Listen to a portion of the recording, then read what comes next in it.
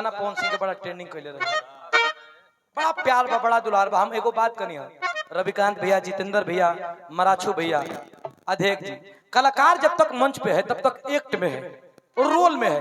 आप जिसको जो रोल प्ले करने के लिए बोलेंगे, हम लोग रोल में। मंच के उतरने के बाद आपके भाई हैं आए भैया का बात या हर दी जहे सटेबा लोग वह सट जाइए। हाँ अच्छा, आप देख, आप हमारे लक्ष्मण भैया जी के तरफ से भी पुरस्कार आइल बा, बहुत बहुत प्रणाम। अरे प्यार भाई, आप लोगन को दुलार बा, हम तो बतिए का पैसा ले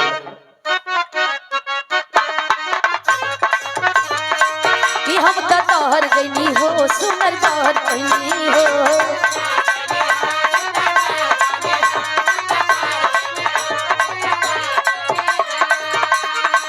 लाहे लाहे साली, लाहे लाहे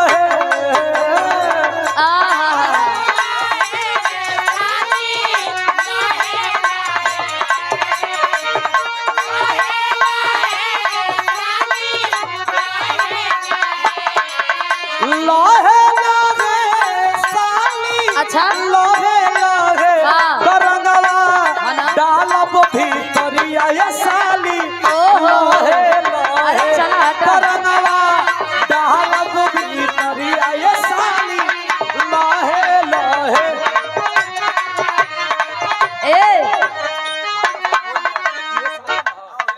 होली धीरे धीरे ये जीजा, धीरे धीरे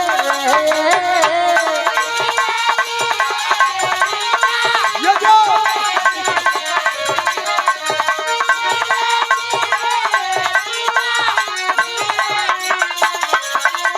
होली भरिए चली, धीरे धीरे ये जीजा, धीरे धीरे तिरंगा डालो भीतरिया ये जीजा, धीरे धीरे।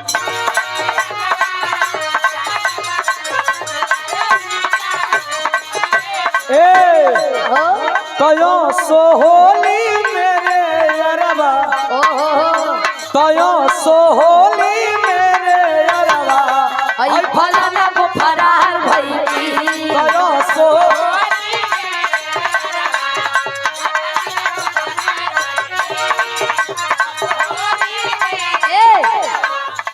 किया सो होली मेरे अरबा, कह दी का कह दो, किया सो होली मेरे अरबा, हई मराठ वो फरार भईली, हई जितेंद्र वो फरार भईली, रविकांत वो फरार भईली। महाराज को इनकर बोही लगल बंदे के कर जागीर के सही में ये बोलते नहीं हुआ सत सार हुआ के में कोनो नाचल गावल, ई सार मैं कही थे सार बाड़े। हां भाई सारू भाई, इनकर इज्जत है, बहुत बहुत प्रणाम पहुंचे, तुम्हारी इज्जत है। अच्छा तो सही में बड़ी मजा आई ले जा। अच्छा कुल होली होली है, बड़ी मजा आई ले जा, सही में माने के पड़ी, इतना तो एंजॉय को के हम कबो गइल ही ना रे के हम के कहे मंच पर चढ़ के हमर करियवा छै। आज का बात देखिए, आज इतना नीक लागल, तपोभूमि तो तपोभूमि है, लेकिन ओरिजिनल होली, ये होली ना